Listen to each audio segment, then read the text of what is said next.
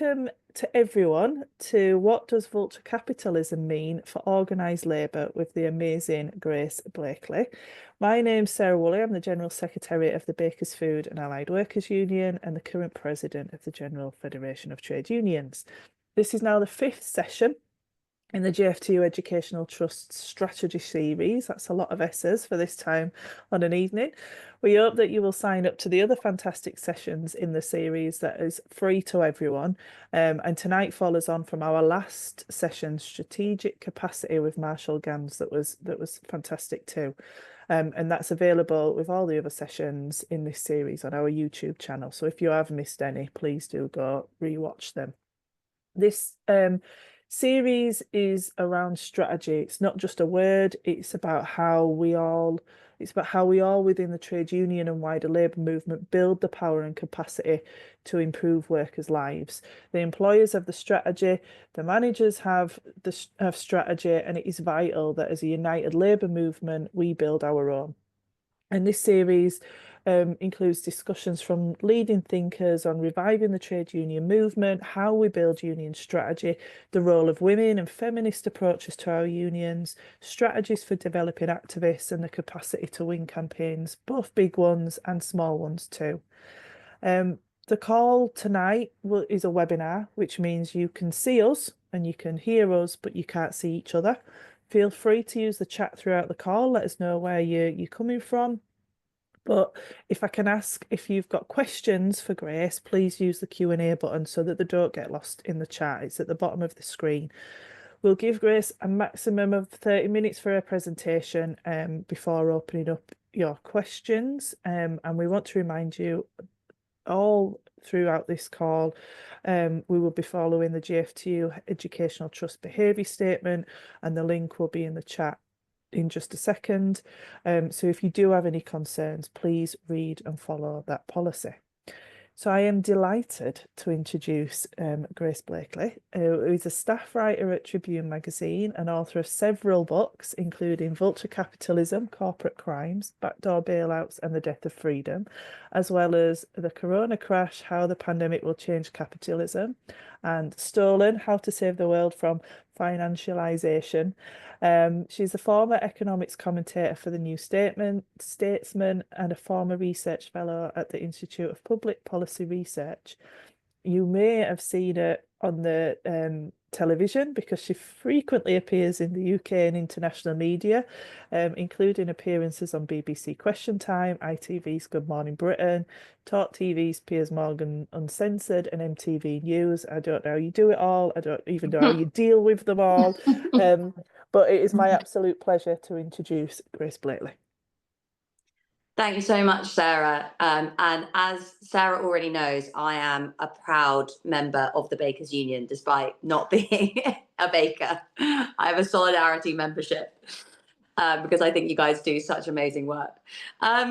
So yeah, I guess I'm going to talk today. I'm going to talk about my book, Vulture Capitalism, and what it can tell us about the role of the labour movement in resisting capitalism and shifting the balance of power in society in favour of workers.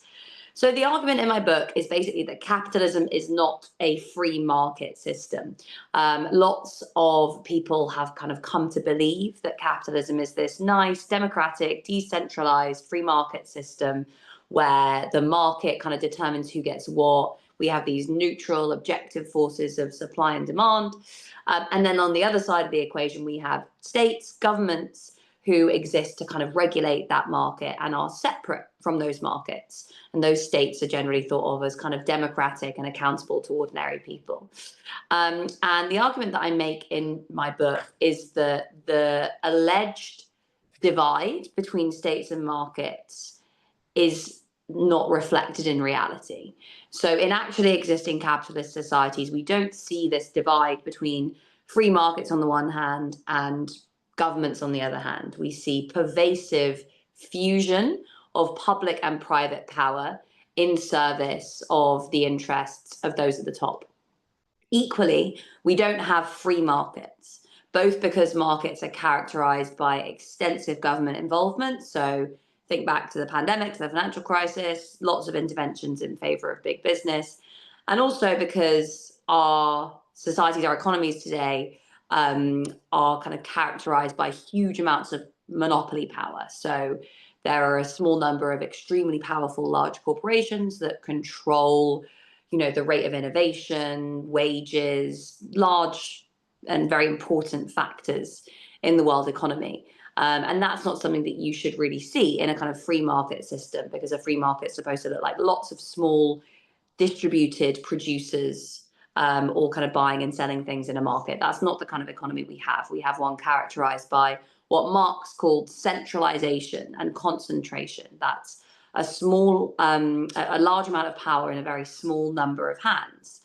And that kind of collaboration between public and private sectors extends into the way that the state works as well.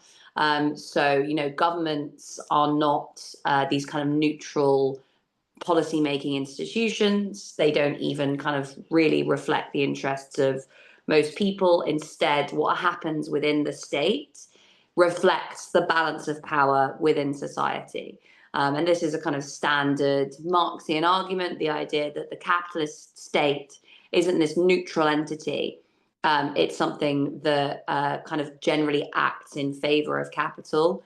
Why? Because capital tends to have more power than labor. And of course, during moments in time, during historical periods where that imbalance of power between capital and labor has been less unequal, workers have been able to win things through the state as well.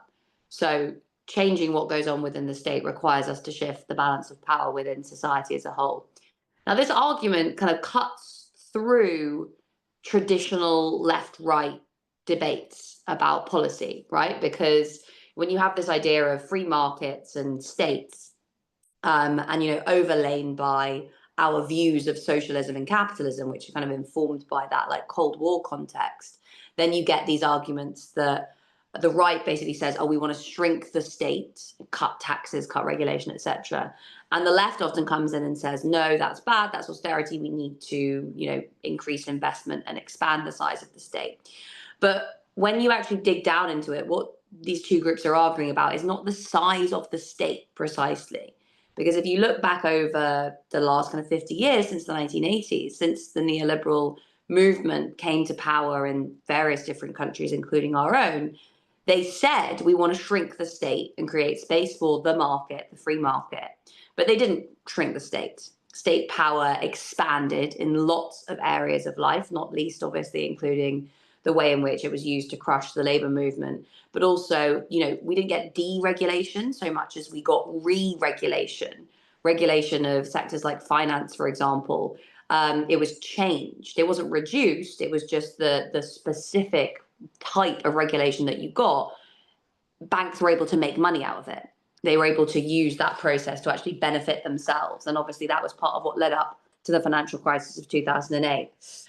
Even when you see kind of state spending, that doesn't actually decrease over the kind of long period of neoliberalism because of all the bailouts that governments end up undertaking in the interests of big business.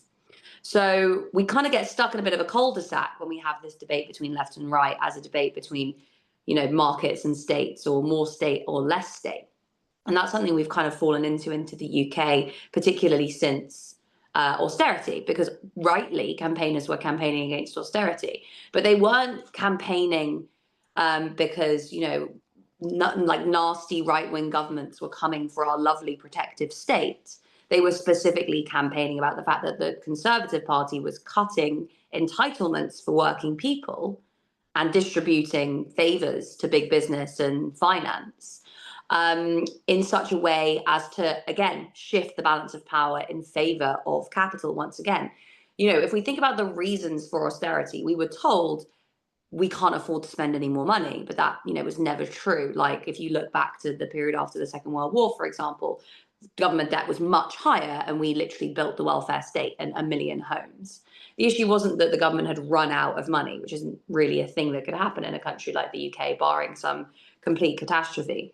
The issue was that the financial crisis had exposed the very kind of unequal nature of our society. It exposed the collaboration and collusion between big business and the finance sector. It caused immense amounts of suffering, and people were saying, we've had enough. We don't want to live in this kind of economy anymore. We want things to change.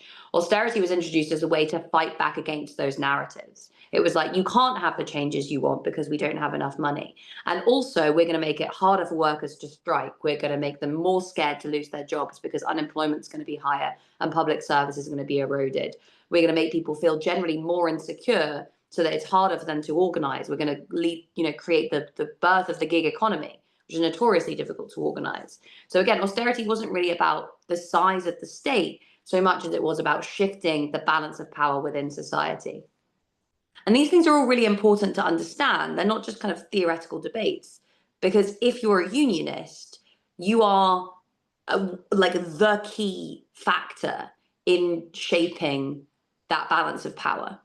You know, historically, when we have had a strong labor movement, whether that's in the UK in the post-war period, in the US with the rise of the New Deal, that is what has led to the achievement of wins within political institutions. I think often on the left, we kind of get stuck again in another kind of cul-de-sac of saying either we want to build kind of power on the ground, we want to organize, we want to kind of, have workers taking control of factories, and we don't want to focus on electoral politics. Or we say that's unrealistic, we're just going to focus on political power. And actually what's become very, very obvious and what's very clear if you look at history is that those two strategies have to be undertaken hand in hand, because there is no possibility of building power and influence within a political party, let alone the state, if you don't have power and influence within wider society. Why were workers able to resist the same encroachment of their living standards during the 1970s as we're seeing today? If you think about what happened in the 1970s with the oil price spike, quite similar to what happened during the cost of living crisis. You saw a shock, in that case, OPEC being formed, and that sending oil prices through the roof. In this case, it was the recovery from the pandemic and the war in Ukraine, also sending energy prices through the roof. But in the 1970s, we had this strong labor movement that said, we aren't going to let you make us pay for inflation, right? And that's the key question when it comes to inflation, is who is going to be made to pay for it?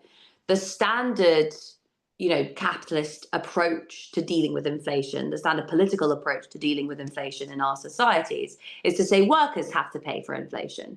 How is that managed? Well, inflation rises, central banks raise interest rates. That's supposed to make borrowing more expensive, which reduces demand in the economy, which encourages firms to lay off workers, increasing unemployment and reducing workers' bargaining power. Janet Yellen, who was a former head of the Federal Reserve and Treasury Secretary, she wrote back in the 1990s, and this memo was leaked, that unemployment is a really important worker disciplining device, and it's what makes monetary policy work. That's the reason that higher interest rates lead to lower inflation, because workers get too scared to demand wage increases in line with inflation. That whole system was devised after the crisis of the 1970s, precisely because workers had been so well organized and so effective at saying, we're not going to let you make us pay for inflation. And that basically broke down the entire post-war consensus, because that period of high growth and rising incomes for most people, it was underpinned by this like tacit bargain between workers and bosses, and governments standing between them, basically saying that as long as the economy is growing and everyone's getting better off, we'll make sure that the bosses get a lot and the workers get enough. And that will be what will keep the peace. When we got this period of inflation, it was suddenly like, we're going to have to choose who is made to pay and who gets to kind of retain their incomes. And so that was when that battle that was always kind of simmering under the surface of the post-war consensus between bosses and workers, that was when it exploded. And we had that decade of severe industrial conflict. That was basically workers standing up and saying, we're not going to let you make us pay for inflation. Now, today, we did have an increase in industrial conflict, right? Because inflation is one of those things that makes the class nature of capitalist societies very obvious. There'll be lots of people today who say, oh, well, we have too big of a middle class to make the idea that there's a divide between workers and bosses relevant. But when you start getting into periods of inflation and you see CEOs and executives and managers getting pay increases, getting huge remuneration packages, whilst everyone else's wages stagnate or decline in real terms, that's when you see that that divide still very, very much continues to exist. So it politicizes people. And that was and is the danger of inflation to the ruling class. But this time around, whilst we did see organizing, very, often effective organizing in some sectors, we obviously didn't see the same sort of mass mobilizations of the kind that we saw in the 1970s. And that was, again, the result of this shift in the balance of power within society. Now, there's loads of factors that we can go into that explain all of the things that happened since the 1980s, the whole project of neoliberalism, of those kind of free market policies that were developed in the 1980s, wasn't to shrink the state, it was to crush worker power. So whether that's the anti-union laws, whether that's, financial deregulation, making it easier for the wealthy and big businesses to move their money around the world, facilitating globalization, financialization, the rise of individualism. Thatcher saying there's no such thing as society, we're all on our own, we have to compete with each other to survive. Oh, and by the way, you're not a worker, you're an entrepreneur because you own your own house and you have investments in the stock market. So you're a mini capitalist rather than a worker. All of these things were designed to try and cover over this divide between workers and bosses and disempower people and basically exacerbate this inherent imbalance of power between workers and bosses. And it worked, right? Until recently, it worked. We've been living through for a very long time this period of the decline of the labor movement. And again, when we look back to the 1970s, it wasn't just the labor movement that was resisting the status quo. We also had a powerful peace movement, environmentalist movements, those social movements of the 1970s. And what you saw really excitingly here in the UK, I don't know if you guys can see, I've got a picture of Tony Benn up above my head. Tony Benn was one of those people who was really effective at kind of bringing those two parts of the left together. And that kind of experiment in democratic socialism that we started to see emerging in, things like the Lucas Plan, for example. That was, the potential of the formation of this new, broad, deep movement of people who are able to resist the power of elites in their workplaces, but also in their streets, or on the streets, sorry, also in their communities as well. Think about things like the Greater London Corporation, where, so many of the socialist politicians that we know today got their start. This was an institution that was kind of working to rebalance power within a particular place. And you saw that replicated in many different parts of the country. So we had movements that were capable of shifting the balance of power in our workplaces, on the streets, in our communities, throughout society as a whole. And that terrified those at the top. That is why we got neoliberalism. There's a book that's written by a French sociologist, and he basically says the problem that neoliberalism was designed to solve wasn't specifically a problem about profits, right? The issue wasn't all about the fact that profits had fallen. The issue was it was a crisis of governance. Capitalism isn't just a system that's divided between, the people who own the stuff and the people who have to work for a living. It is that, but it's also a system in which a small number of people get to make all of the decisions and everyone else has to obey.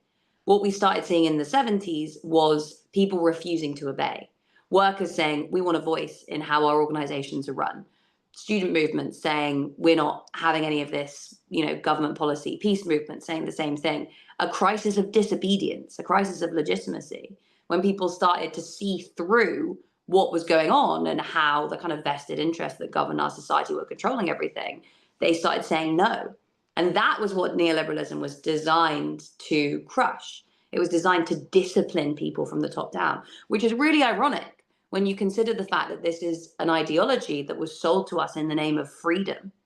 We were told that free markets would make us all feel free, would make us, able to consume whatever we want, work whatever we want, achieve our full potential through competition. And actually, it was this system that was designed to discipline people into subservience and submission. So this is what the labor movement, in terms of like a, you know, a Marxist analysis of capitalism, this is the role that the labor movement plays. It's so much more than the critical job of bargaining for higher wages. It is that, but it's also about, you know, the labor movement being the main pillar of resistance against exploitation and oppression. And that's going to be so much more important in the world that we're moving into, because that exploitation and oppression is going to get so much worse. I mean, if we're looking at what's going on in the economy at the moment, it's not good, right? And that's in the UK specifically, but also all around the world. We basically have an economic model that's being propped up by massive kind of what look like unsustainable investments in new technologies that are thus far unproven. That bubble's probably going to burst at some point. The foundations of growth in terms of productivity, in terms of, you know, skills, in terms of, you know, investment, none of those things are there. Rachel Reeves certainly isn't going to put them there, despite all of her pronouncements about the importance of growth. So we're left with this kind of decaying model. We're still living with this hangover, really, from the financial crisis of 2008, and actually from even before then, because what the model before 2008 was basically give everyone loads of debt, let their houses increase in value, and then they won't notice that, you know, productivity is stagnating and the real economy is suffering. When that bubble burst, we were left with the kind of bare bones of this broken economic system. Governments kept trying to go back to how things were before the crisis by pumping loads of money into financial markets, but it never really worked. And then when the cost of living crisis hit, the whole thing collapsed all over again. And we've kind of just been jumping from one crisis to the next, each crisis exposing the fundamental unsustainability of our economic model, the fundamental problem that we don't have a path for growth in this economy. We don't have the kind of investments and skills that would be required to compete in a global economy. And even the global economy is itself suffering for lots of other related reasons, not least the fact that we have such high levels of inequality, and the rich just want to hold on to their cash and invest it in finance and paintings and property, which doesn't create, you know, opportunities for anyone else. So we're stuck in this stagnant, broken economic model. And like the political class has no incentive to deliver real change, because again, what happens within the state? Well, policies that governments deliver reflect the balance of power in society. As our economy gets worse off, it's not going to be the rich that are going to get worse off. It's going to be 90% of people. There's a stat that came out the other day saying that for the bottom 40%, living standards in the UK aren't going to recover to 2022 levels until 2028. That's 2022 levels. Things weren't good in 2022. I don't need to remind you guys. And that's 2028. So, you know, things are going to get worse for the vast majority of people. But if you look at that from like just an objective perspective, well, without a kind of organizing lens, then you'd say, right, okay, so ordinary people are going to get worse off. That's going to make it harder for them to organize. The rich are going to get more powerful. So they're going to get more power within the state. They're going to use that power to make society even more unequal. This is what we're seeing happening in the US right now, right? With a billionaire literally taking over the American state and using it to screw over the vast majority of working people. But that is where the organizing lens does come in and why it's so important. Because the interesting thing about moments like this is that most of the time, capitalism works because we all think we're going to get better. Things are going to get better for us in the future, right? We all think that, you know, our wages are going to increase tomorrow, or our houses are going to increase in value, or, you know, we're going to get better, cheaper TVs, or whatever the bargain is based on. There's always this idea that in the future, things are going to be better tomorrow. And that has completely broken down, particularly for young people, but also for everyone. You know, it's broken down in objective terms if you just look at the statistics. But that belief, that faith that things are going to change, things will be different, has completely gone. People have lost trust in politics. They just don't believe that our economy is sustainable anymore. If you look on TikTok, there's loads of videos of young people saying, we're going to leave the UK. There's absolutely no point in us being here. And what's interesting about a moment like that is that it undermines the ideological foundations of capitalism. Because if you don't have that bargain between the elites and everyone else saying, sit down, shut up, and you'll be better off tomorrow, then people have no incentive to sit down and shut up. That's when the legitimacy of the system starts to crack. And it's when the government and capital start using brute force to crush resistance. Usually they can rely on ideology. Usually they can say, don't go on strike because we'll give you 20% of what you asked for, and then next year we'll give you a little bit more, right? And you can believe it because the economy is growing. Usually they'll say, like, you can do this protest movement and we'll give you 5% of what you're asking for, and then you'll disband because, we live in this individualistic society where it's hard to sustain social movements anyway, so it's fine. When things get to the point where that bargain breaks down and the legitimacy of the system is called into question, governments have to start using force, and they have to start using the law to crush people. And that is exactly what we're seeing today. Those anti-protest laws, it's not a coincidence that they've been introduced over the last few years. It's because that bargain, that economic bargain that underpins capitalism, is breaking down. So when people resist, which they are resisting already and they're going to continue to resist, governments want to say, right, we're going to put you in prison. Instead of kind of tempting them away from organizing with carrot, they're saying you cannot organize with stick. And that has some drawbacks, clearly, especially when it comes to the labor movement, especially when it comes to, thinking about why has Labour's much vaunted package of workers' rights been watered down so much? Well, for exactly this reason. But it also creates opportunities because the veil that covers so many of our eyes for so much of our lives under this system is completely gone. We see the kind of naked exercise of power by those at the top. We see that divide between workers and bosses, between politicians and citizens, that they have spent so long trying to conceal. We see that divide very clearly and very plainly. And then we face this question of how we organize people in light of that, because we are living in a moment of very profound crisis and everyone knows it. Nobody believes that the economy is working for the vast majority of people. Nobody thinks that this system is sustainable. The problem is that they don't see what they can do about it. Because of this systematic isolation that we experience in these individualistic competitive societies, we all think, I'm on my own, and what can I do to possibly challenge the power of vested interests, right? So the work then for all of us, for the labor movement in particular, is pushing back against that and not just saying join the union, because it's in your interests. Actually saying we are proposing a different model for society, and it's one in which we have each other's backs, right? Those at the top have each other's backs. They know how to cooperate and to collaborate to get what they want. The politicians are working with the financiers, are working with the CEOs. They're all in meetings together all the time. So how can working people learn to collaborate much better? They've been telling us for a very long time, you shouldn't collaborate, you have to compete, right? And, we live in this society that's divided between winners and losers. And if you're successful and intelligent, you'll push everyone out the way and rise to the top. And that's how you should see your work life. You should think of yourself as an entrepreneur, as like a little mini business, and you're competing with everyone around you.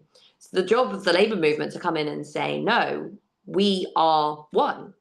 We are the union. We have each other's backs. When an injury to one is an injury to all. That metaphor of the raised fist, that image of the raised fist, the idea there was always, it's easy to break one finger, very hard to break a fist, because we all have each other's backs, right? And that narrative, alongside all of the concrete things that workers do, that unions do for workers, that narrative is so important because it is the one thing that's going to transform people's anger and frustration and discontent into action.